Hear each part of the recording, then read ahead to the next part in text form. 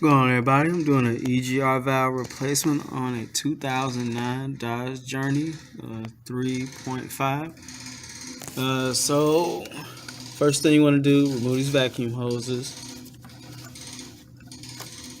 They're gonna come off. You're gonna tuck those to the side. Then you want to take your 8mm.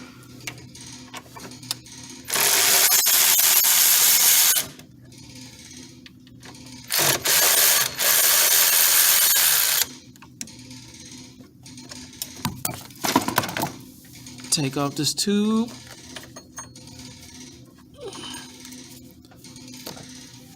And then if you look down,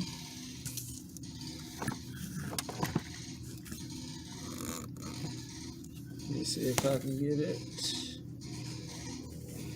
Alright, further down. So if you look down right there, there's going to be a bolt on the left and the right of the EGR valve. You're going to take that off. Now this EGR valve is new, but I believe it's faulty because I'm still getting the codes thrown.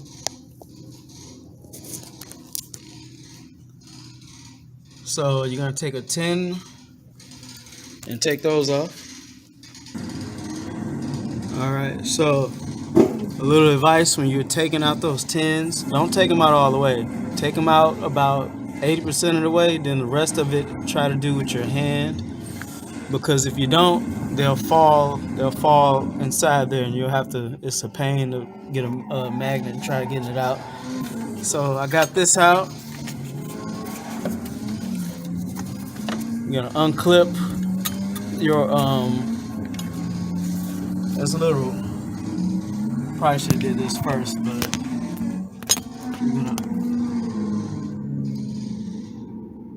you see that electrical clip right there? You're gonna push it to the left, and it's gonna open it up, and then you're gonna slide off the electrical connector. So you probably want to do that step first. I forgot about it.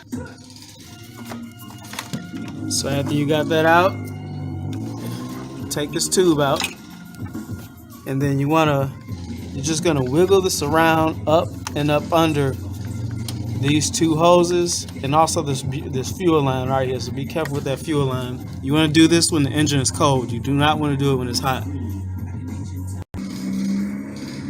Alright, so I got that out, and the way you want to get it out is you want to go in between the fuel line and up under these hoses. So it's going to go in between this little space, and you do it basically just by, you know, going around this shape. So you're going to take the 8 again and take these off.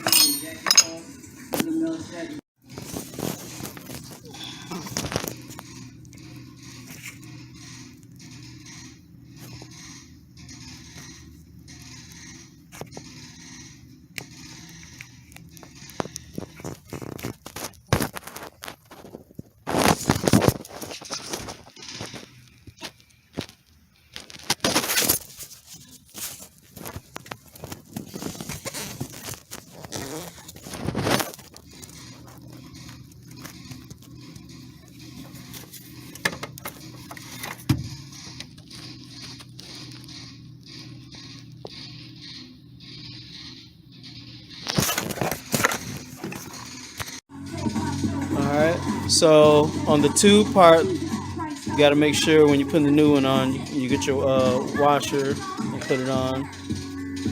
And then also for the part that goes into the engine block, if your washer is good, if you're getting the used part, you probably want to reuse it. But if you're getting a new one, they're going to come with these.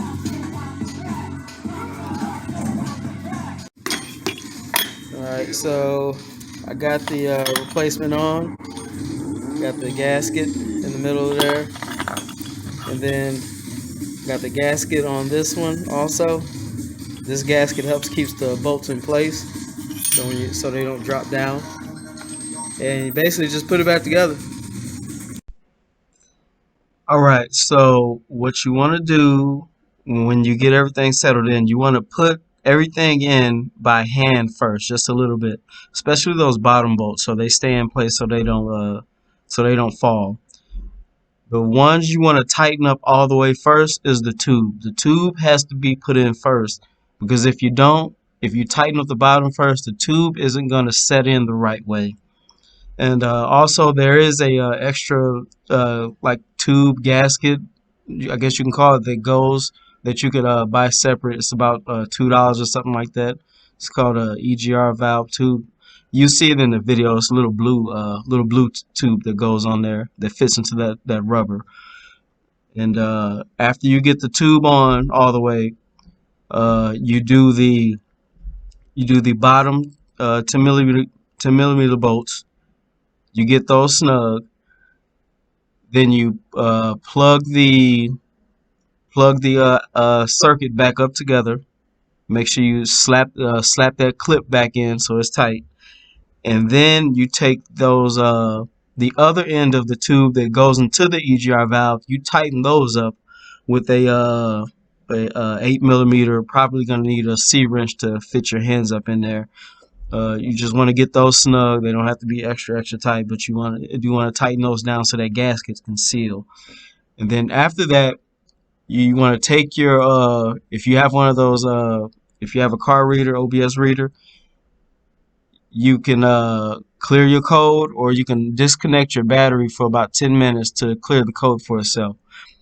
Because if you don't clear your code when you start the car up, it's gonna sound funny or whatnot. So, you know, start your car up.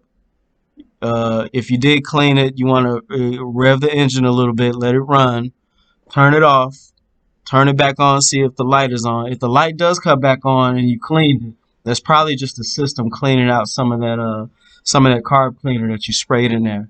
So after about 10 minutes of running, you probably want to shut the car off again, clear the code, and then start it back up.